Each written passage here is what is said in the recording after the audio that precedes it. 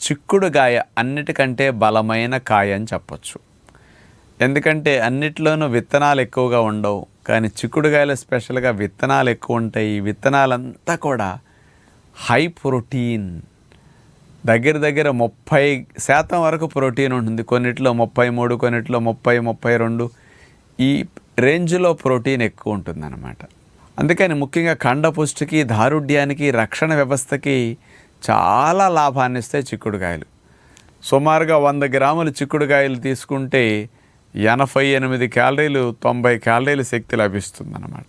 ఇతర కూరగాయలన్నీ 20 క్యాలరీల శక్తి, 25 క్యాలరీల శక్తినిస్తే ఇది ఒకటే 88, 90 క్యాలరీల శక్తినిస్తుంది. మరి అలాంటి చిక్కుడుగాయలు దొరికినప్పుడల్లా మనం బాగా ఉపయోగించుకోగలిగితే, అంటే గింజున్న చిక్కుడు, ఈ చిక్కుడుగాయల వల్ల ప్రోటీన్తో పాటు కెరోటినాయిడ్ కాంపౌండ్స్ అనేవి స్పెషల్గా కలిసి ఉండటం వల్ల